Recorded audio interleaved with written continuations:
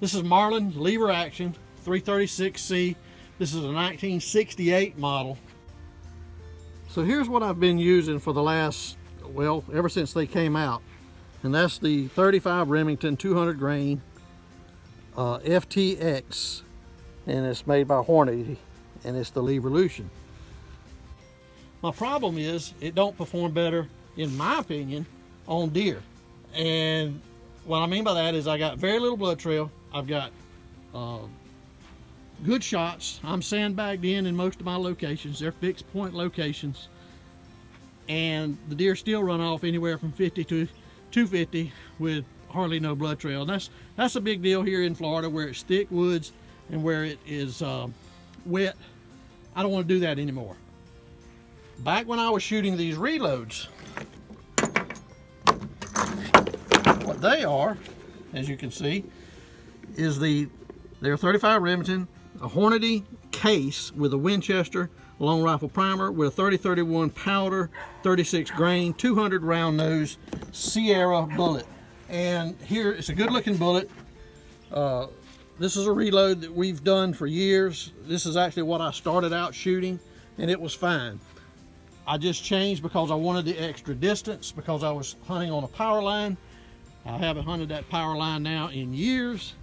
So I'm going back to this round nose bullet because every deer I ever shot with it, when I hit it, it fell in its tracks. These are some targets that I was shooting the other day, and the small holes that you see are with a 22 Magnum, so don't pay any attention to the small holes. The one large hole in the top right of the circle, that's the leverevolution at 50 yards. I have a plate right beside it.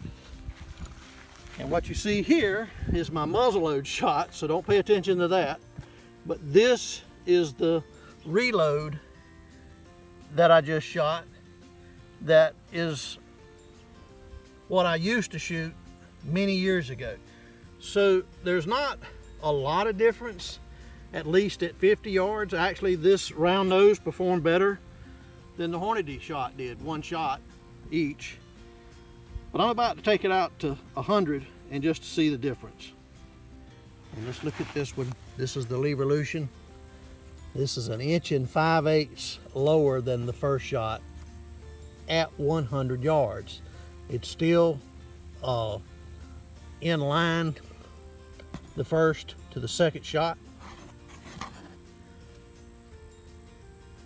It's 1 5/8 inches lower. Something I do notice, it's kind of got a jagged edge on the pass through here. Maybe that's not a problem, we'll see. The second one on this side, as you know, well, this is the reload, and you see that's the first shot there in the center of the bullseye, and just below it, almost directly center line at 1 5/8 inches is the round nose Sierra bullet reload, and it is also 1 5/8 inches. So 50 yards 0 on both of these rounds is 1 5/8 inches low at 100. Hope I said that right. A 50 yard 0 for the leverevolution and this round nose Sierra bullet reload.